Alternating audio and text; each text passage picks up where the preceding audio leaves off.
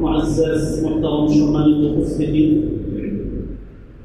আল্লাহ জাল্লা শানুহু আম্মা ওয়াল কুরআন শান দরবারে লাখ কোটি শুকর ও সুজুদ যে মহান আল্লাহ রব্বুল ইজ্জত ওয়াল জালাল অত্যন্ত দয়া করে মায়া করে আজকে এই সাইয়্যিদুল ইমাম সপ্তাহের শ্রেষ্ঠ দিন জুমার দিন, পৃথিবীর সর্বশ্রেষ্ঠ জায়গা আল্লাহর পবিত্র ঘরগ্রামে মসজিদে জুমার সালাত আদায় করুন। আমাদেরকে আসার এবং বসার তৌফিক এবং সুযোগ দিয়েছেন। সর্বপ্রথম মহান মালিকের দরবারে শুকরিয়া আদায় করি, অন্তরের অন্তঃস্থল থেকে শুকর আদায় করি। আলহামদুলিল্লাহ। সম্মানিত উপস্থিতি, গুরুত্বপূর্ণ মাস জিলহজের কালে আমরা আছি। আজকে 21 তারিখ। গুরুত্বপূর্ণ অনেকগুলো মৌলিক আমল আমাদের শেষ হয়েছে। বিশেষ করে কোরবানির মতো এত বড় মহান এক আমলের তৌফিক এবং সুযোগ আল্লাহ দিয়েছে। ইসলামের অন্যতম মৌলিক স্তম্ভ হজের আমল, এটাও শেষ হয়েছে। এই বছরের শেষ সময়ে আরবি তাদের হিসাবে জিলহজ মাস, বছরের শেষ মাস, একেবারেই শেষ থেকে আমরা আছি। গুরুত্বপূর্ণ এই আমলগুলোকে আল্লাহ তাআলার পক্ষ থেকে আমরা পেয়েছিলাম এবং এগুলো আদায় করার তৌফিক এবং সুযোগ আল্লাহ দিয়েছেন। এখান থেকে মৌলিক কিছু শিক্ষা আমাদের সারা জীবন ধরে রাখা উচিত। আমলগুলো করলাম ওই পর্যন্ত শেষ বিষয়টি এমন নয়, বরং প্রতিটা আমলের সাথে মৌলিক আত্মিক আধ্যাত্মিক কিছু বিষয় আল্লাহ সুবহানাহু ওয়া তাআলা সাথে রেখেছে, যেগুলো চর্চা সারা বছর জুড়ে আমাদেরকে করতে হবে। তো আজকে যে আয়াতে কারিমা তেলাওয়াত করেছি, এই আয়াতে কারিমা উপরে বিশেষভাবে যে আমলগুলো আমরা শেষ করলাম, আমলগুলোকে সামনে রেখে মৌলিক জীবনের সফলতার সেই পাশেও সেই শিক্ষাগুলো সংক্ষিপ্ত কিছু কথা আমরা শুনতে চাই। বিশেষ করে হজের পরে এত মহান মৌলিক আমলগুলো তারাকে শেষ করার তৌফিক দিয়েছে। অনেক হাদিস ইতিমধ্যে দেশে চলে এসেছেন, অনেকে আসার পথে আছেন, বাকি অনেকে আসবেন। হজ সংশ্লিষ্ট অনেকগুলো শিক্ষা, যেটা আমাদের পূর্ণ জীবনের শিক্ষা, জীবন পরিবর্তনকারী কিছু নির্দেশিকা আল্লাহ তাআলা আমাদেরকে দিয়েছে। এটা শুধু হাদিস সাহেবদের জন্য নয়, যারা আগে দিয়েছেন তাদের জন্য, যারা এখন সেখানে আছেন তাদের জন্য, যারা ভবিষ্যতে যাবেন তাদের জন্য। এই শিক্ষাগুলো সারা বছর ধরে সব সময় সর্বদায়ের জন্য আমাদেরকে দিয়ে রেখেছে। এটা যখন একজন মানুষ পালন করবে, আদায় করবে, এর উপরে পরিপূর্ণভাবে অনুশীলন চর্চা করবে, আল্লাহ তাআলা জীবনটাকে পরিবর্তন করে আল্লাহ যে বিশেষ উদ্দেশ্যের সঙ্গে সম্পৃক্ত আছে, সেই উদ্দেশ্যের ক্ষেত্রে পরিপূর্ণভাবে সফলতা অর্জন করার তৌফিক তখন আল্লাহ তাআলা দান করেন। এজন্য সমাজে উপস্থিতি আমাদের সকলেই এই বিষয়গুলো খেয়াল রাখা, যে ইবাদতগুলো আমরা করছি, এই ইবাদতের পেছনের যে শিক্ষাগুলো আছে, এর যে ধারাবাহিকতাগুলো আছে, এর জন্য আল্লাহ সুবহানাহু ওয়া তাআলার পক্ষ থেকে যে নির্দেশনাগুলো আছে, এগুলো যাতে আমরা ধরে রাখতে পারি, এগুলোর উপরে যাতে আমাদের সেই আমলের চর্চা থাকে, এই বিষয়গুলো আমাদের সামনে রাখা উচিত।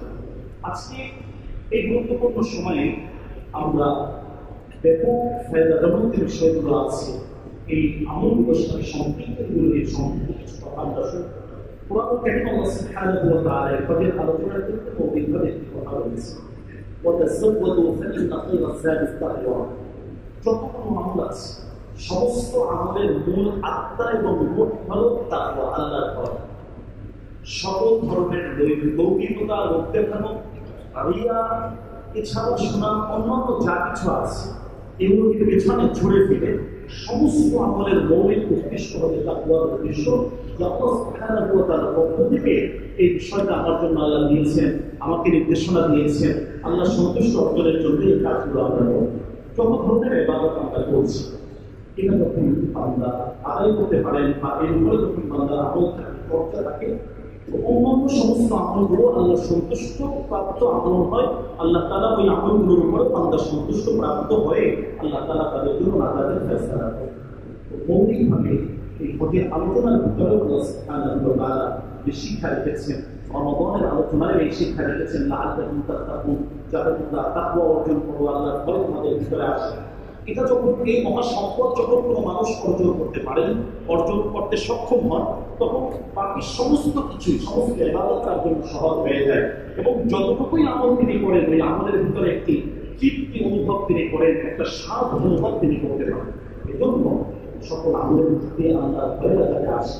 নামাজ পড়া, আল্লাহ সন্তুষ্ট অর্জনের জন্য আসা, এই নামাজের ভিতরে কি করে আমাদের অনুভূতিটা বাড়ে, কুসুস্থ বাড়ে, নামাজের ভিতরে দুনিয়াবী অন্য সমস্ত সম্পর্ক ছিন্ন করে আল্লাহর জন্য এখানে আমরা চলে এসেছি। এই বিষয়টা আমাদেরকে ধারণ করতে হবে। এখানে আসলাম, ইচ্ছা মতো গল্প করলাম, এদিক সেদিক তাকালাম, যার যার মতো করে যা বলতে থাকলাম, আল্লাহর জন্য এসেছি। ওইভাবে প্রস্তুতি নিয়ে, তৈয়ারি নিয়ে আল্লাহর জিকির আজকাল যত সম্ভব আমাদের বেশি করা। জুমানের আলোচনায় বসে আমরা অনেকে কথা বলি, আসলে খুবই আসলে ঠিক শত ঠিক পারে, এটা তো অসম্ভব কথা। আমরা আসছি মসজিদের প্রস্তুতি না আল্লাহর ইবাদতের জন্য, আল্লাহকে সন্তুষ্ট করবো। আল্লাহ সম্পৃক্ততার যতগুলো বিষয় এখানে আছে, ওই বিষয়গুলো আমাদেরকে সামনে রাখা উচিত। এগুলোর উপরে গুরুত্ব দিয়ে কিছু তাসবিহাত করি, এটাই আমার আখিরাতের কাছে, এটাই আমার থাকবে, আমার সবকিছুই বাতিল হয়ে যাবে। এজন্য আমার সালাতটাকে জিকিরের মাধ্যমে তাজা রাখা, আল্লাহ ইস্তিগফারের মাঝে তাজা রাখা। এছাড়া কত গুনাহ হয়েছে, ওই গুনার জন্য সারাদিন ইস্তিগফারের আমলের উপরে থাকা উচিত। আমরা প্রতি মুহূর্ত যাতে ইস্তিগফারের সাথে থাকে, এটা আশ্চর্যজনক একটি ফায়দাজনক আমল, এটার উপরে বান্দার চর্চাটা বেশি থাকা উচিত। তাহলে সমস্ত আমলের মৌলিক আত্মা, রূহ আল্লাহ তাআলা যেটা দিয়েছেন, সেটা হলো এই তাকওয়ার আমল। কুরবানি করলাম, সেখানে আল্লাহ তাআলা ওই একই কথাই আমাদেরকে, একই মেসেজ দিয়েছেন, লা ইয়ানালুল্লাহু লুহুমুহা ওয়ালা দিমাউহা ওয়ালাকিন ইয়ানালুহুত তাকওয়া মিনকুম, যে তোমাদের এই গোশত, এই কোনো কিছুই তো আল্লাহর কাছে যাচ্ছে না, যাবে কি আল্লাহর সন্তুষ্ট অর্জনের জন্য যে কাজটি তুমি করেছো, এই কাজটুকুই আল্লাহর কাছে যাবে। ওয়ালাকিন ইয়ানালুহুত তাকওয়া মিনকুম। এজন্য আমরা যতদিন বেঁচে থাকি, যতটুকু সময় এই পৃথিবীতে থাকি, আমাদের চেষ্টা করা উচিত আমার মালিক কিভাবে আমার উপরে সন্তুষ্ট হবে, মালিককে কিভাবে সন্তুষ্ট করা যায়, তাকে সন্তুষ্ট করে কিভাবে আমরা মৃত্যু পথে জানতে হতে পারি। যে কোনো সময় চলে যাবো। এখন আমাদের পাশে একটা জানাজা তৈরি আছে, নামাজের পরেই জানাজাটা পড়তে হবে। এই যে একটি মৃত্যু, প্রত্যেকটা মৃত্যু থেকে প্রিয় ভাই আমার একটা মেসেজ আছে, আমার একটা শিক্ষা আছে। আজকে তাকে বিদায় দিচ্ছি, তার জন্য সালাতে জানাজাটা পড়ছি। প্রিয় ভাই, একটু পরে আমি এই অবস্থায় চলে যেতে পারি। আমার জন্য তো মানুষ তখন জানাজার এই আয়োজন করবে, আমি কি নিয়ে যাচ্ছি? আমার আসল পাথেও তো আসলে প্রতিটা মৃত্যু থেকে এক একটা শিক্ষা আমাদের আছে, যে আমার চলে যাওয়ার এই মেসেজটুকু আমার কানের ভিতরে, আমার হৃদয়ের গভীরে আমাকে ঢোকাতে হবে, যে আমার দুনিয়া ছেড়ে যেতে হবে, কোনো ভাবে এখানে আমি থাকতে পারবো না। এই চূড়ান্ত শিক্ষা আল্লাহ তাআলা আমাদেরকে দিচ্ছে। সম্মান করছে, প্রত্যেকটা আমলের ক্ষেত্রে আল্লাহ তাআলা এই বিষয়ে গুরুত্ব দিয়েছেন, এবং এটাকে আধ্যাত্মিকতার সর্বোচ্চ শীর্ষ চিরা আল্লাহ তাআলা রেখেছেন। এই তাকওয়া অবলম্বন, এই তাকওয়া অনুশীলন, এটা বান্দার ভিতরে পরিপূর্ণভাবে অর্জন করা, এটাকে নিয়ে আসা দুটো বান্দাকে চেষ্টা করা। তাহলে হজ করলাম, কুরবানি করলাম, যতগুলো আমল করলাম, সমস্ত আমলের সাথে এটা আছে, এটা আমরা যাতে বছরের বাকি সময়, পূর্ণ সময়টা, হায়াতে জিন্দেগির যতটুকু আছে, পুরো সময়টা আমরা যাতে এটাকে পরিপূর্ণভাবে স্মরণ রাখতে পারি, এটা আমাদের খেয়াল রাখা। এই যে আমলগুলো আমরা শেষ করলাম, বিদায় দিলাম, হাজী সাহেব অনেকেই চলে এসেছেন। এই পুরা সফরের ভিতরে আল্লাহ সুবহানাহু ওয়া তাআলা আখিরাতের একটি স্মরণ, বান্দা যাতে আখিরাতকে ভুলে না যায়। আখিরাত এটা সবার আগে রাখতে হবে। দুনিয়া এটা আমাদের জরুরত, প্রয়োজন, স্থায়ীভাবে কেউ থাকবো না, প্রয়োজন শেষ। মূল মাকসাদ, টার্গেট যেটা আছে, সেই চূড়ান্ত গন্তব্য, সেটা হলো বান্দার আখিরাত। আল্লাহ তাআলা বলছেন, এটাই তোমার জন্য স্থায়ী এবং এটাই তোমার জন্য কল্যাণকর। কিন্তু তোমাদের অবস্থা কি? বাল তুকসিরুনাল হায়াতাদ দুনিয়া, দুনিয়ার জীবন নিয়ে মহাব্যস্ত তোমরা আছো। এই ব্যস্ততার ঘোর আমাদের কাটে না, এটার উপরেই আমরা সবসময় থাকি। তো আল্লাহ সুবহানাহু ওয়া তাআলা স্মরণ করিয়ে দিলেন যে এই জায়গায় তোমাদের একটা ভুল হচ্ছে, আখিরাতকে সামনে রেখে। এই গোটা হজের সফরের ভিতরে আল্লাহ সুবহানাহু ওয়া তাআলা সেই আখিরাতের স্মরণটা বান্দার ভিতরে কিভাবে আসে, দীর্ঘ একটা চর্চার মাধ্যমে এই বিষয়গুলো আমাদেরকে শিক্ষা দিয়েছে। এই হজের 10 দিন আমরা ব্যাপক আমল করেছি, আল্লাহ পক্ষ থেকে নির্দেশ ছিল, তো সেখানেও সেই আখিরাতের স্মরণ কেন করছি? মালিককে সন্তুষ্ট করার জন্য। আমার মালিক আমার উপরে সন্তুষ্ট হয়ে আমাকে জান্নাত দিবেন, আমার উপরে খুশি হয়ে যাবে, এগুলোই আমরা করছি। তো আমার প্রিয় মালিক আমার উপরে সন্তুষ্ট হওয়ার আগ পর্যন্ত এই কাজগুলো আমাকে করেই যেতে হবে। আল্লাহ তাআলা কোরআনে মাজিদে বলেন, কতক্ষণ তুমি করবে? ওয়াবুদ রাব্বাক হাত্তা ইয়াতিয়াকাল ইয়াকিন, আর মৃত্যু পর্যন্ত তোমাকে এটা করে যেতেই হবে। এমন না ইবাদত থেকে তুমি রিটায়ার করতে পারবে, ইবাদত থেকে তুমি কিছুটা ফারিগ হতে পারে, এমনটা নয়। ওয়াবুদ রাব্বাক হাত্তা ইয়াতিয়াকাল ইয়াকিন, মৃত্যু পর্যন্ত তোমাকে এটা করেই যেতে হবে। তাহলে গোটা এই সফরগুলো শরীয়তের যতগুলো ইবাদত আছে, ইবাদতগুলো আমরা যদি মৌলিকভাবে পর্যবেক্ষণ করি, দেখব আল্লাহ সুবহানাহু ওয়া তাআলা আমাদেরকে সেই আখিরাতের চিত্রগুলো বারবার স্মরণ করিয়ে দিচ্ছেন, বারবার আমাদের সামনে নিয়ে এসেছেন, যাতে আমরা ভুলে না যাই, যাতে আমরা মন ভোলা হয়ে অন্যদিকে চলে না যাই। দেখেন, এই হজের ভিতরে গুরুত্বপূর্ণ যে আমলটা, সবচেয়ে শ্রেষ্ঠতম যে আমলটা ছিল, সেটা ছিল ওকুফে আরাফা, আরাফার ময়দানে অবস্থান করা। এটা ফরজ ইবাদত ছিল। যত হাজি ছিলেন সবাই আগে পরে অনেকে গিয়েছেন, কিন্তু ওই একই দিনে একই জায়গায় সমস্ত হাজি সাহেবরা সেখানে উপস্থিত হয়েছিলেন। এটা একটা হজের মৌলিক শিক্ষা, মৌলিক আমল। এখান থেকে কোরআনুল কারীমের কিছু আমল যদি আমরা দেখি, আল্লাহ সুবহানাহু ওয়া তাআলা ঠিক একইভাবে বলছেন, এখানে যেভাবে তোমরা উকুফ করেছো, অবস্থান করেছো, সবাই একত্রিত হয়েছো, এটা হলো যারা হজে এসেছো, হজ সংশ্লিষ্ট কার্যক্রমগুলো সম্পাদন করছো তোমাদের জন্য। কিন্তু একটা সময় আসবে যে সময়ে পৃথিবীর সকল মানুষ, শুরু থেকে আদম আলাইহিস সালাম থেকে একদম কিয়ামতের আগে যে মানুষটা থাকবেন, যে মানুষটা বিদায় নেবেন, পুরা সকল মানুষ একটা সময় সবাই আমরা একত্রিত হব, এক জায়গায় উপস্থিত হব। সে কথাটাও এর সাথে সাথে আয়াতে কারিমে আল্লাহ স্মরণ করে দিয়েছে। হজের শিক্ষা শুধু ওই আরাফার ময়দান ওই জায়গা পর্যন্ত নয়, প্রিয় ভাই। আল্লাহ তাআলা বলছে ওয়াকিফুহুম ইন্নাহুম মাসউলুন, এদের সবাইকে উকুফ করা, সবাইকে থামিয়ে দাও, সবাই এক কাতারে কাতারবন্দি হয়ে যাও। প্রত্যেকের সারা জীবনের সমস্ত সময়ের সমস্ত সম্পদের হিসাব এখন দিয়ে যেতে হবে। ওই উকুফ, ওই জায়গায় অবস্থান করা, এটা আমরা এই পৃথিবীতে যারা এসেছি সবাইকে ওই জায়গায় উপস্থিত হতে হবে, সবাইকে ওই জায়গায় হিসাব দিয়ে তারপর সামনে কদম ফেলতে হবে। তাহলে প্রিয় ভাই, ওই যে একটা আরাফায় উকুফ করলাম, সেটা যেভাবে বাধ্যতামূলক ছিল, সেটা যেভাবে গুরুত্ব সহকারে হাদিস সাহেবরা করেছেন, আমরা যারা এখন আছি, সারা পৃথিবীতে ভ্রমণ করছি, সারা পৃথিবীতে ছড়িয়ে ছিটিয়ে আছি, আমাদের জন্য প্রিয় ভাই এই দৃশ্যটা সামনে রাখা।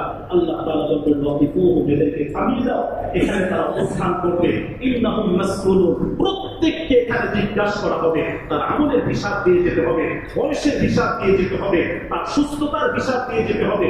আমি সুস্থ রেখেছি, এই সুস্থতা নিয়ে কতটুকু সে সুস্থতার কদর করেছে। ইগতানিম খামসান ক্বাবলা খামসিন, পাঁচটা বিষয়ে ওই সময় যে বস্তুগুলো আল্লাহ তাআলা করবেন, আমরা প্রত্যেকেই ওই জায়গায় দাঁড়িয়ে দাঁড়িয়ে হিসাব দিয়ে সঠিক যদি দিতে পারি, তবেই আমরা সামনে অগ্রসর হতে পারব। সময় বড় গুরুত্বপূর্ণ তথ্য যে ওই জায়গায় যেতে হবে। এটা যখন আমার দিলের ভিতরে আমি বসাতে পারবো, দুনিয়ার অনেক ভালোবাসা, দুনিয়ার অনেক কিছুই তখন ছিন্ন হয়ে আখিরাতমুখী, আল্লাহমুখী যখন আমরা হতে পারবো, এটা ছাড়া সম্ভব। এটা ছাড়া দুনিয়ার ধোকার ভিতরে আমরা পড়ে যাবো। মসজিদ থেকে বের হবো, কথাগুলো শুনতে ভালো লাগবে, এখন বের হবো, আবার শয়তান আমাদের ওইভাবে জড়িয়ে, শয়তান ওই জায়গায় আবার আমাদেরকে একত্রিত করেছে। তো এই আখিরাতের স্মরণের চিত্র আল্লাহ সুবহানাহু ওয়া তাআলা এখানে আমাদেরকে দিয়েছেন। এখান থেকে আমরা যে বিষয়টি শিক্ষা গ্রহণ করতে পারি, হিসাবের জন্য প্রত্যেক বান্দাবান্দিকে ওই আখিরাতের ময়দানে, হাসরের ময়দানে আল্লাহ একত্রিত করবে। সেখানে হিসাব দিয়ে আমাদেরকে সামনে অবস্থান করতে হবে, সামনে অতিক্রম করতে হবে, সামনে যেতে হবে।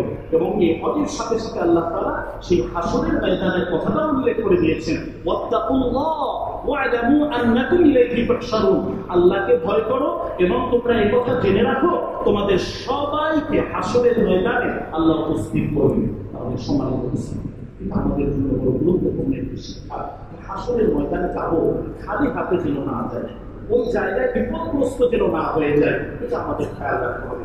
এখান থেকে আরো যে বিষয়গুলো আমরা দেখতে পাই, একজন হাজি সাহেবকে নিয়ে যান, যাওয়ার সময় তার হাতে টিকিট ধরিয়ে দেওয়া হয়, কত তারিখ যাচ্ছেন, কত তারিখ তিনি আসবেন, নির্ধারিত একটা মেয়াদ, 30 দিন, 35 দিন, 40 দিন, 42 দিন, 45 দিন, এক একজনের এক এক ধরনের এক একটা হিসাব হয়।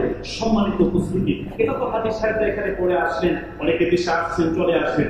আমরা এই পৃথিবীতে যারা এসেছি, আল্লাহ তাআলা আমাদেরকে যাদেরকে পাঠিয়েছেন, এই পৃথিবীতে আল্লাহ তাআলা আমাদের যাদেরকে এখানে আসার অনুমতি দিয়েছেন, আমাদেরকেও আল্লাহ তাআলা নির্ধারিত একটা মেয়াদ দিয়ে পাঠিয়েছে। তোমার হায়াতে জিন্দেগির মেয়াদ হয়ে গেছে, ওই পরিমাণ ভিসা তোমার আছে, তুমি 60 বছর থাকবে, 65 বছর থাকবে, 70 বছর থাকবে, এরপর হাজী সাহেব যেভাবে চলে আসছেন তোমাকে ওই একইভাবে কবরের জগতে চলে আসবে। শুধু সেখানে শেষ করে আসলাম, বিষয়টি এমন নয়। প্রত্যেক মানুষের জন্য এখানে প্রতিটা পয়েন্টে পয়েন্টে শিক্ষা দিয়ে ভাই আমাদের জন্য আছে। তাহলে আমাদের আছে, আমাদের নির্ধারিত একটা মেয়াদ দিয়ে এসেছে, তাকে এখন বিদায় দিব। যার জানাজা তার এই পর্যন্তই মেয়াদ ছিল, মেয়াদ শেষ, আখিরাতে মুসাফির সফর তার শুরু হয়েছে। আমরা এখন যারা আছি একটু পরে হয়তো আমাদের নামেও মসজিদে এলান হবে, আমাদের নামেও মানুষ ইন্নালিল্লাহ রকম করবে। ওই মেয়াদ যখন শেষ কেউ আর থাকতে পারবে না, কাউকে রাখাও সম্ভব হবে না। এই কথাটা যখন সামনে থাকবে তাহলে প্রত্যেকটা মানুষের আমরা একজন আসামি হিসাবে আছি যে ওই আখিরাতের ময়দানে আল্লাহর কাছে যদি গুনাহগার হিসাবে আসামি হিসাবে উপস্থিত হয়ে অবস্থাটা কি হবে, ফিরে আসার তো আর কোনো সুযোগ থাকবে না।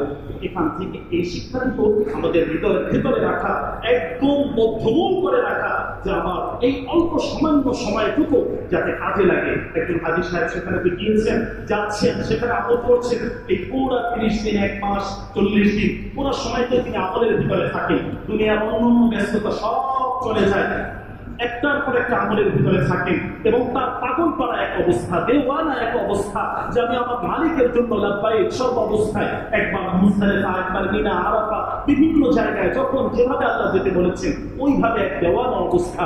ঠিক প্রিয় ভাই, এই শিক্ষাটুকু আমাদের এখনো থাকা। আমার মালিক আমাকে ডাক দিবেন, যখন ডাক দিবেন লাব্বাইক করে আমাকেও চলে দিতে হবে, থাকতে পারবো না। ওই জায়গায় যেভাবে আমলের পরিবেশে ছিলাম, এই আমলের পরিবেশটা আমার ঘরের ভিতরে, আমার মহল্লার ভিতরে, আমার সমাজের ভিতরে, আমার এই চর্চাটা সারা জীবন আমাকে রাখতে হবে। এটা ওই পর্যন্ত ওখানে রেখে আসলাম, ওখান থেকে জেদ্দা থেকে যখন ঢুকলাম বিদায় দিয়ে আসলাম, এখন এই শিক্ষাটা প্রত্যেকটা মানুষ, যারা আগে গিয়েছেন, যারা ভবিষ্যতে যাবেন, যারা এবছর গিয়েছেন, যারা উমরায় যাবেন, সবার জন্য একই শিক্ষা। সেই যে ইবাদতের এক চর্চা, এই চর্চাটুকু যাতে আমার এই দুনিয়ার এই সময়ে আমার এলাকায় যখন থাকি, আমি যখন আমার লোকালয়ের ভিতরে থাকি, তখন এই আমলগুলো আমাকে ওইভাবে করবে।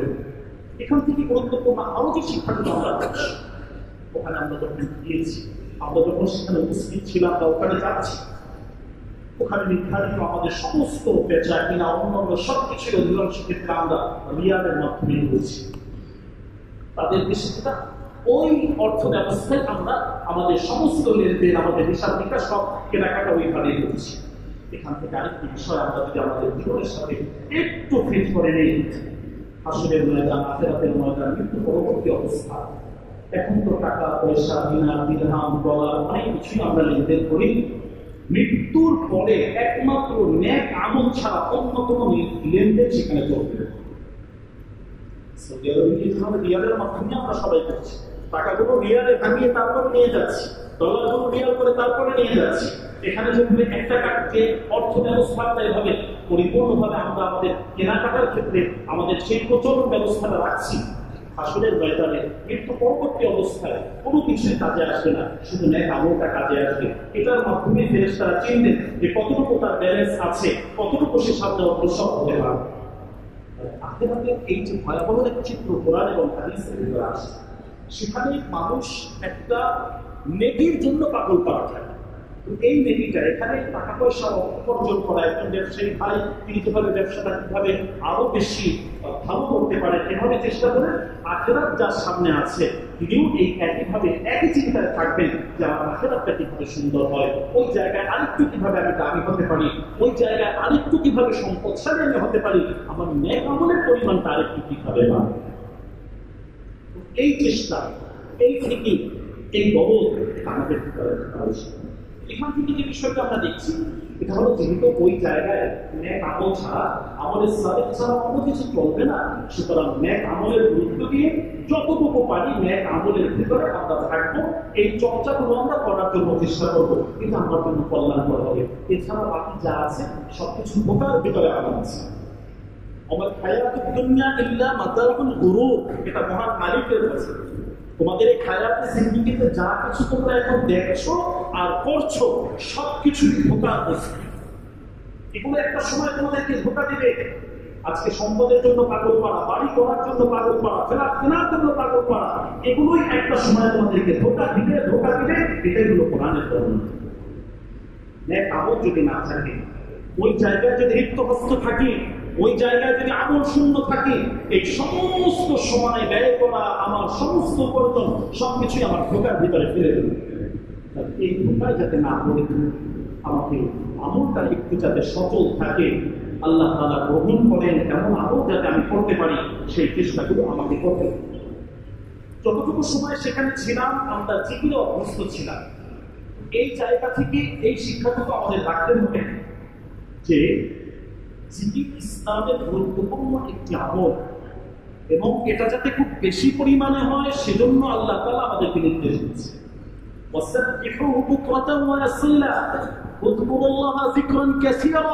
বেশি বেশি জিকির করো। আমার জবানটা যাতে ওই হজের সফরের ভিতরে যেভাবে সবসময় একটা আমলের ভিতরে অনুসন্ধানে ছিলাম, কি আমল করবো, কিভাবে করবো, লাব্বাইক বলছি, সুবহানাল্লাহ বলছি, আলহামদুলিল্লাহ বলছি, কোরআন তেলাওয়াত করছি, মদিনায় যখন গেলাম মদিনার ভিতরে তখন দুরূদ শরীফের আমল করছি। এই যে এক চর্চা প্রিয় ভাই, এই চর্চাটা বেশি এসে এই চর্চাটা বাকি আমরা যারা আছি সবার জন্যই অভ্যস্ত হয়ে যাবে। এই দিকে অভ্যস্ত হয়ে যখন কোনো মানুষ মারা যায়, ইন্তেকালের সময় তার জবানের ভিতরে আল্লাহ তাআলা এমনিতেই তখন জিকির জারি করে দেন, সুবহানাল্লাহ। আর যখন সর্বশেষ দুনিয়া থেকে বিদায়ের এই মুহূর্তটা কালিমার সাথে কোনো বান্দা বান্দি যেতে পারেন, এই ব্যক্তি মৃত্যুবরণ করতে দেরি, জান্নাতে প্রবেশ করতে দেরি হবে না, সুবহানাল্লাহ।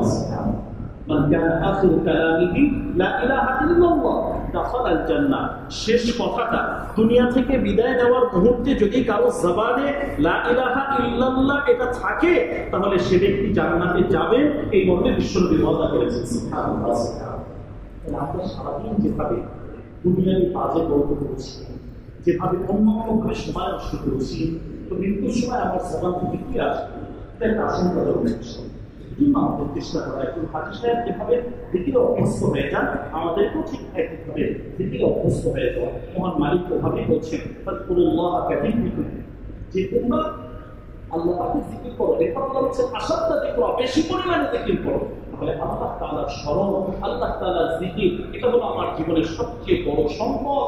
এবং এই সময়গুলোতে শুধু হাজি সাহেবরা নয়, এই জিলহজের প্রথম দশকে সারা বিশ্বের সকল মুসলমানকে আল্লাহ তাআলা ওই একইভাবে নির্দেশ দিয়েছিলেন যে এই দিনগুলোতে বেশি বেশি জিকির করো। তো ওই জিকিরগুলো যা করলাম এটা সারা বছর আমাদেরকে করে রাখতে হবে।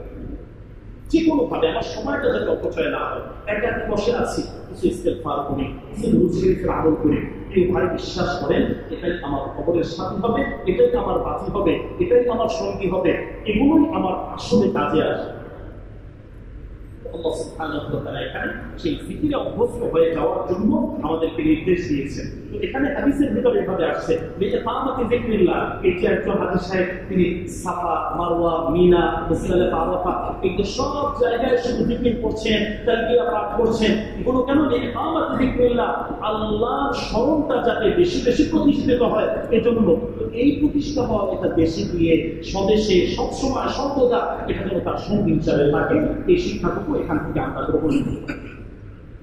এখান থেকে সবচেয়ে গুরুত্বপূর্ণ আমল যে একটি আমল আমরা রাখতে পারি, এটা হলো হাজি সাহেবরা সেখানে অনেক দোয়া করেছে।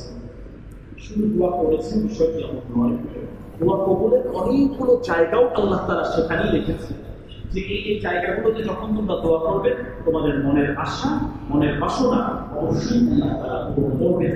পৃথিবীর যুগে যুগে সমস্ত মানুষদের দোয়াগুলো আল্লাহ কবুল করেছেন। হাজরা আসওয়াদ, বাইতুল্লাহ দরজা, মাতাফের ভিতরে, মিনা মুজদালিফা, এই যে আরাফার ময়দানে, এই যে দোয়া কবুলের জায়গাগুলো, এখান থেকে একটা শিক্ষা যে দোয়ার গুরুত্বটা ইসলামের শরীয়তের ভিতরে অনেক বেশি, অনেক বেশি। হাদিসের ভিতরে বিশ্বনবী বলেন আদ-দুআ মুখুল ইবাদাত, এই যে নামাজ, রোজা, যত ইবাদত আমরা করছি, এই ইবাদতের সমস্ত কিছুর মূল হলো দোয়া। প্রত্যেকটা ইবাদতের সাথে আল্লাহ দোয়া রেখেছে, প্রত্যেকটা ইবাদতের সাথে কিছু কিছু দোয়া আল্লাহ তাআলা দিয়ে রেখেছে। হাঁটতে চলতে আমাদের দোয়ার শিক্ষা দিয়েছে। এই দোয়াটা আমাদের ইসলামী শরীয়তের মৌলিক একটি বিষয়। মসজিদে ঢুকলাম সেখানে দোয়া, বের হলাম সেখানে দোয়া, বাথরুমে ঢুকলাম সেখানে দোয়া, বের হলাম সেখানে দোয়া, খাবার খেতে বসলাম সেখানে দোয়া, খাবারের মাঝে দোয়া, খাবার শেষে দোয়া, ঘুমাতে যাবো সেখানে দোয়া, ঘুম থেকে উঠবো সেখান থেকে দোয়া। দোয়া ছাড়া কোনো ইবাদত আল্লাহ তাআলা দেন। প্রত্যেকটা ইবাদতের সাথে সাথে কোনো না কোনো একটা প্রার্থনা আল্লাহ দিয়েছেন, এবং এমন ছোট্ট শব্দ, ব্যাপক অর্থবোধক শব্দ আল্লাহ তাআলা সেখানে রেখেছেন। আল্লাহ রাসূল হাদিসে সেই দোয়াগুলো শিক্ষা দিয়েছেন। তবে এখান থেকে যে শিক্ষাটা আমরা নিতে পারি তা হলো যে পুরো সফরে হাজী সাহেবরা যেভাবে দোয়া করেছেন, দোয়া কবুলের জায়গাগুলো সামনে দিয়েছেন, মনের আবেগে তারা যেভাবে দোয়া করেছেন, এই দোয়াগুলো আমরা যাতে বছরের অন্য সময়ে দেশে যখন আসছি, ঘরে যখন থাকি, রাতের বেলা, দিনের বেলা, তাহাজ্জুদের সময়, নামাজের পরে সব সময় যাতে এই দোয়ার আমলের চর্চা আমার ভিতরে থাকে। এই গুরুত্বপূর্ণ শিক্ষাগুলো এখান থেকে আমরা নিতে পারি। হজের এই পুরো সফরের ভিতরে একজন মানুষ আল্লাহ ওয়াদা কিভাবে হয়ে যায়, এই প্রশিক্ষণ আল্লাহ তাআলা দিয়ে রেখেছে। তো এই শিক্ষাগুলো আমাদের রাখা, একজন মানুষ উত্তম চরিত্র অর্জনের পরিপূর্ণ এক অনুশীলনপূর্ণ হজের ভিতরে আল্লাহ তাআলা দিয়ে রেখেছে।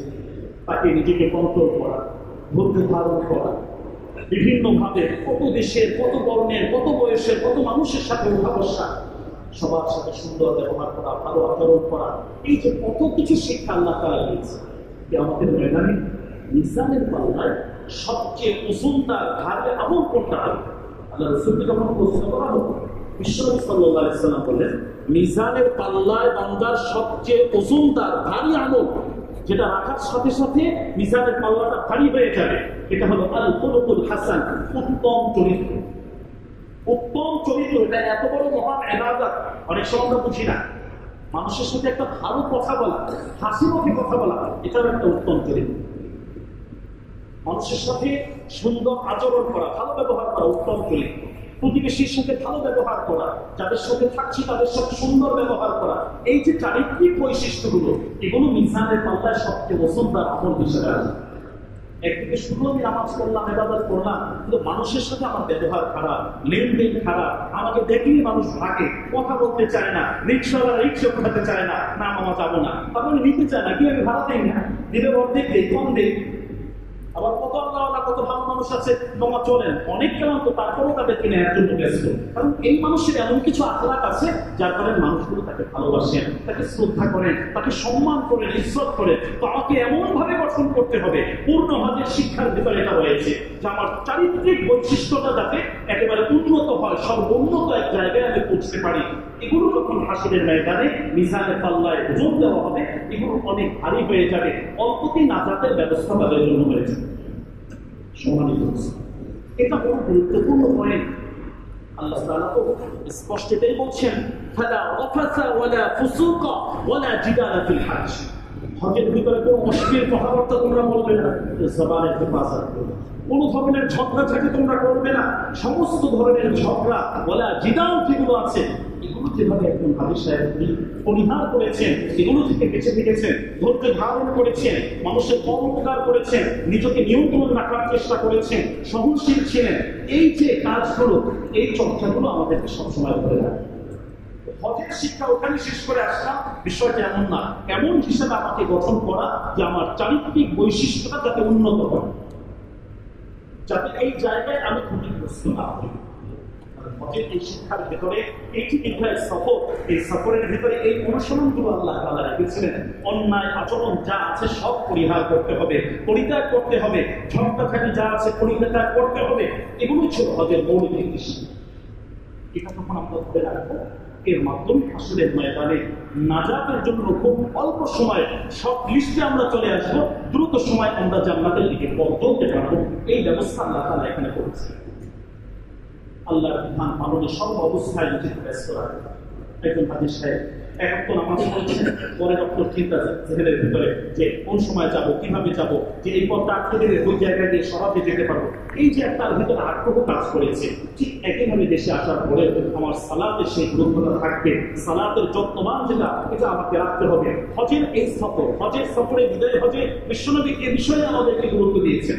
সর্বশেষ যে বক্তব্য আল্লাহ রাসূলের ছিল সেটাও ছিল আসসালাহ আসসালাহ আসসালাহ, যে তোমরা নামাজের ব্যাপারে যত্নবান হও, নামাজের ব্যাপারে সতর্ক হও, নামাজের ব্যাপারে সতর্ক হও। তো আমরা নিজেরা নামাজি হও, সমাজের অন্যান্য আমার মুসলিম ভাইরা আছেন তাদেরকেও নামাজি বানাবো। আজকে নিয়মিত ওয়াক্তিয়া মসজিদে আমরা কতজন আছি, মহল্লায় কতজন আমরা বসবাস করছি, সেই হিসাবে কয়জন আমরা নিয়মিত মসজিদে আসছি, নিজের বিবেককে প্রশ্ন করা। এই পুরা শিক্ষা রাসূল বিদায় নিচ্ছেন, বিদায়ের সময়ও উম্মাহকে এই বিষয়ে নসিহত করছেন, আসসালাহ আসসালাহ আসসালাহ। তাহলে এই নসিহতটা পাওয়ার জন্য জুমার যে মুসল্লি আমরা আসছি, প্রক্রিয়ায় আমরা আসতে পারছি না, আমরা মহল্লায় থাকি, তো নিজেকে একটু প্রস্তুত করা যাতে আমি একজন পূর্ণ নামাজি ব্যক্তি হয়ে যাই, আল্লাহর একজন প্রিয় পাত্র হতে পারি, নিজেকে নিজে প্রস্তুত করে নেওয়ার জন্য চেষ্টা করা। এটাও এই হজের সফরের গুরুত্বপূর্ণ একটি শিক্ষা, গুরুত্বপূর্ণ একটি আমল ছিল। এই সফরের ভিতরে ইসলামী ভ্রাতৃত্ববোধের যে চূড়ান্ত এক আদর্শ শিক্ষা স্থাপন বিশ্বনবী সাল্লাল্লাহু আলাইহি সাল্লাম করেছেন, এটাকে ধরে রাখা। সকল মুসলিম আমার ভাই ভাই, কোন মুসলমান বিপদে পড়লে তাকে সর্বোচ্চ চেষ্টা করা, তাকে কিভাবে উদ্ধার করা যায়। আমি অর্থ দিয়ে পারি না, বুদ্ধি দিয়ে পারি, আমি শারীরিক শক্তি দিয়ে পারি, যেভাবে পারি মানুষকে উপকার করার এক মানসিকতা আমার ভিতরে তৈরি করে। বিশ্বনবী সাল্লাল্লাহু আলাইহি সাল্লাম স্পষ্ট যেটা বলেছেন, ভ্রাতৃত্ববোধের যে চূড়ান্ত উদাহরণ আল্লাহ তাআলা এখানে দিয়েছেন, আল্লাহ রাসূল দিয়েছেন। ইশতাকা আইনুহু ইশতাকা কুল্লু, তোমার দেহের কোনো এক অংশে, এক অঙ্গে যদি তুমি ব্যথা পাও, গোটা দেহ যেভাবে ভাগ করে নেয়, গোটা মুসলিম বিশ্ব তোমার এক দেহে এক প্রাণ। কোথাও কোনো মুসলমান যদি আক্রান্ত হয়, বিপদগ্রস্ত হয়, একজন মুসলিম ভাই হিসাবে তোমার হৃদয়ের ভিতরে একটু আঘাত লাগবে, তাদের জন্য দোয়া করা, তাদের পাশে দাঁড়ানো, কিভাবে করলে তাদের উপকার হয়, এরকম চিন্তা ভাবনার এক মানসিকতা তোমার ভিতরে তৈরি করবে। হজের এই ভ্রাতৃত্ববোধের যে চূড়ান্ত এক ধারণ, এক নমুনা বিশ্বনবী সাল্লাল্লাহু আলাইহি সাল্লাম দিয়েছেন। এটা শুধু ওই সময় সব দেশের, সব বর্ণের সব মানুষরা আসলো ওখান পর্যন্ত বিষয়টা এমন নয়। আমার সমাজে এসেও আমার প্রতিবেশীদের খোঁজ খবর রাখা, আত্মীয় স্বজনের খোঁজ খবর রাখা, কে কোন অবস্থায় আছে, আমার জায়গা থেকে কতটুকু করণীয় আছে, খায়রুন নাস মান ইয়ানফাউলিন নাস, শ্রেষ্ঠ মানুষের কাতারে যাতে আমি চলে যেতে পারি। আর শ্রেষ্ঠ মানুষ কারা হবে? বিশ্বনবী সাল্লাল্লাহু আলাইহি সাল্লাম বলেছেন, মানুষের উপকারে যারা থাকবেন, পর উপকারী যারা হবেন, তারা হলেন শ্রেষ্ঠ মানুষ। হজের সফরে যেভাবে আরেকজনকে বসতে দিয়েছি, আরেকজনকে গুরুত্ব দিয়েছি, অগ্রাধিকার দিয়েছি, তো এই শিক্ষাগুলো আমাদের দেশে আসার পরেও আমাদের ভিতরেও যাতে এটা থাকে, এই ভ্রাতৃত্ববোধের সেই উদাহরণগুলো যাতে আমরা রাখতে পারি, এই জন্য আমাদের চেষ্টা। ওই সময়ে যেভাবে আমরা সময়ের মূল্যায়ন করেছি, একটা সময়ের মূল্যায়নের জন্য টাইম ম্যানেজমেন্ট যেটা আছে, এটা যেভাবে আমরা গুরুত্ব সহকারে ওই জায়গায় গ্রহণ করেছি, এখানেও আমাকে এটা করতে হবে। বিশ্বনবী সাল্লাল্লাহু আলাইহি ওয়াসাল্লাম তো স্পষ্ট বলেছেন, ফারাগা ক্বাবলা শুগলি, তুমি একটা সময় হয়তো ব্যস্ত হয়ে যাবে, তখন অনেক ইবাদত করতে পারবে। এখন ফারাগ আছো, এখন ফ্রি আছো, ফ্রি সময়টা তুমি কাজে লাগাও। তো সময়ের মূল্যায়ন করা, সময়টাকে সঠিকভাবে কাজে লাগানো, এটাই হজের শিক্ষা। এবং একজন মানুষ আল্লাহর কাছে দামি হতে গেলে এটা সবার আগে লাগে, এটা করতেই হবে। সময়ের সঠিক মূল্যায়ন ছাড়া দুনিয়ায় কেউ বড় হতে পারে না, আখিরাতেও কেউ বড় হতে পারবে না। ওই জায়গায় তাসবিহাত যত বেশি থাকবে, সময়ের মূল্যায়ন রেখে আমল যত বেশি থাকবে, তিনি তত বেশি আল্লাহর প্রিয় হবেন, তত বেশি জায়গায় গুরুত্ব। আজকে এজন্য আমাদের যে বিষয়টা সামনে রাখা, আমাদের সময়গুলো যাতে নষ্ট না হয়। আর বর্তমান এই সময় তো সময় নষ্টের অনেক ব্যস্ততা আমাদের মাঝে আছে, হাতে মোবাইল আছে, দীর্ঘ সময় আমাদের অনর্থক এর মাঝে অনেক সময় কাজে লেগে যায়। কাজে যতটুকু ততটুকু তো ঠিক আছে, দাওয়াতি লাইনে যতটুকু ততটুকু তো ইবাদতের ভিতরে আসবে, কিন্তু এছাড়া বাহিরে যা আছে সেটা তো অন্যায় হিসেবে আছে, সেটা তো আমার বিরুদ্ধে একটা সময় অভিযোগ হিসেবে আসবে। আমি মারা যাবো, আমার সাইটগুলোর সবকিছু যা শেয়ার করছি, যা রেখে যাচ্ছে, সব তো থেকে যাবে। এগুলো দ্বারা যদি কোনো গুনাহ হয়, এই গুনার ভাগিদার আমিও। আমি আমার বিবির ছবি সমাবে দিয়ে রাখলাম, যত মানুষ দেখবে আমি গুনাহগার, বুঝে রাখুন প্রিয়। মোবাইলের ভিতরে দিয়ে রেখেছি, আমার বিভিন্ন সাইটের ভিতরে দিয়ে রেখেছি, তো যত মানুষ দেখছে এর জন্য তিনি গুনাহগার হবেন না। আমি দিচ্ছি, আমি শেয়ার করছি, আমি চাচ্ছি, আমি কিন্তু এর মাধ্যমে গুনাহগার হয়েছি। সুতরাং নিজেকে গুনাহ থেকে বাঁচান। এই সময়টা যাচ্ছে, খেলার একটা সিজন চলছে, টি-20, অনেক ভাবে দেখা যায় অনেক সময় আমরা এখানে নষ্ট করছি। প্রত্যেকটা সময় হিসাব দিতে হবে। কোপা আমেরিকা চলছে, বাস ঠিক আছে, আমরা দেখছি, তো এই সময় হিসাব দিতে হবে। যে আমরা মোবাইল আছে, গেমস খেলছি, সময় হিসাবটা দিতে হবে। তো এই জায়গায় সময়টা যেভাবে একজন হাজী সাহেব কাজে লাগিয়েছে, আমাদের প্রত্যেকটা সময় যাতে আখিরাতের দৃষ্টিকোণ থেকে কাজে লাগানো থাকে, এটা আমাকে খেয়াল রাখতে হবে। যে যুব সমাজ তোমাদের সময়গুলো যাতে নষ্ট না হয়, অনার্থক ভাবে বাজে ভাবে যাতে নষ্ট না হয়, এই সময়টা যদি সঠিকভাবে কাজে লাগানো যায়, খোদার কসম আল্লাহ তাআলা তোমাদেরকে সুসংবাদ দিচ্ছেন, শাতুন নাশা ফি ইবাদাতি রাব্বিহ, ওই যুবক আল্লাহর আরশের নিচে ছায়া পাবেন যারা তার যৌবন বয়সটাকে আল্লাহর ইবাদতের মাঝে কাজে লাগাতে পেরেছেন। সুবহানাল্লাহ।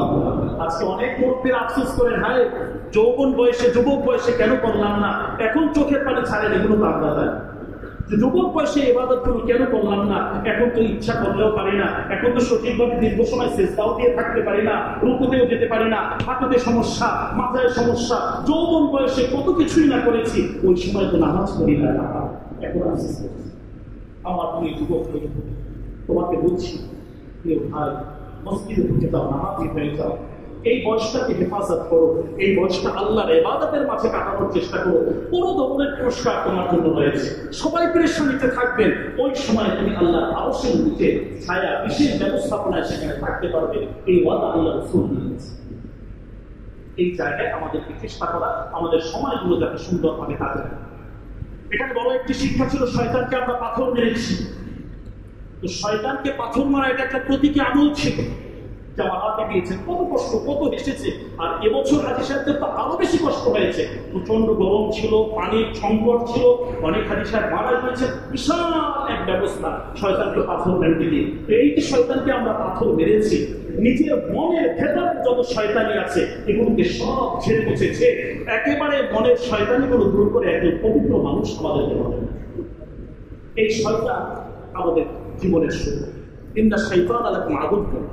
এটা যে এমন শত্রু, আল্লাহ বলছেন ফাত্তাখিযুহু আদুওয়া, এটাকে শত্রু হিসাবেই তুমি গ্রহণ করো, শত্রু হিসাবেই তোমরা এটাকে রাখো। এই যে তোমাকে কিভাবে ধোকায় ফেলবে, কিভাবে তোমাকে অপমান করে ফেলবে, কতভাবে তোমার আমলগুলো নষ্ট করবে তুমি কিন্তু জানো। তো শয়তানের ব্যাপারে সর্ব অবস্থায় সোচ্চার থাকা, একে কোনোভাবে চান্স না দেওয়া। বিভিন্ন ভাবে শয়তান যাকে যেভাবে পারে ধোকা দেওয়ার জন্য চেষ্টা করছে। এজন্য আউযু বিল্লাহি মিনাশ শাইতানির রাজিম বেশি বেশি পড়া, শয়তানের ধোকা থেকে আল্লাহর কাছে বেশি বেশি আশ্রয় চাওয়া।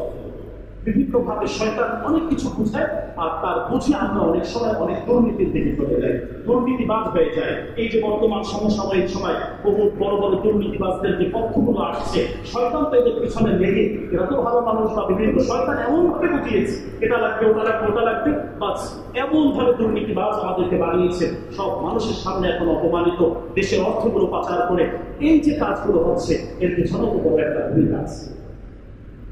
এই যে এক ছাগল কাণ্ড কি যে ঘটে গেল, কত কিছুই না হয়ে গেল, ক্রেতা বিক্রেতা সহ সবাইকে কিভাবে ডুবিয়ে মারল, কিন্তু ছাগলের জায়গায় এখন ওইভাবে আছে, এখনো কোরবানি হয় না। ক্রেতাও গেল, বিক্রেতাও গেল, খাওয়ানিও গেল। এই যে গরু মাফিয়া বিভিন্ন রিপোর্ট করে এখন আছে। গত সপ্তাহে বলেছি যে কোরবানি এক মহান ইবাদত ছিল, সেটা নিয়ে ভয়ঙ্কর ভাবে সে একটা প্রতারণার আশ্রয় নিয়েছে। গরু একটা করে একটা জায়গায় একটা ছাগল বানানোর পরে কি আশ্চর্য ব্যাপার, এটা তো ইবাদত হিসেবে আল্লাহ তাআলা রেখেছিলেন। তো এই সব জায়গায় শয়তানের বড় ধরনের একটা জাল বিছানো আছে। এই শয়তানের এই শয়তানি থেকে আমাদেরকে বাঁচতে হবে। ওখানে যেভাবে শয়তানকে জামারাতে যেভাবে পাথর মেরে এসেছি, মনের শয়তানিগুলো দূর হয়ে আল্লাহ ভক্ত হয়ে যায়, আল্লাহর জন্য হয়ে যায়। আল্লাহর জন্য যারা হবে, আল্লাহ তার জন্য হয়ে যাবে। গোটা বিশ্ব সকল মানুষকেও আল্লাহ তাদের জন্য বানিয়ে দেবেন। এখানে আল্লাহ তাআলা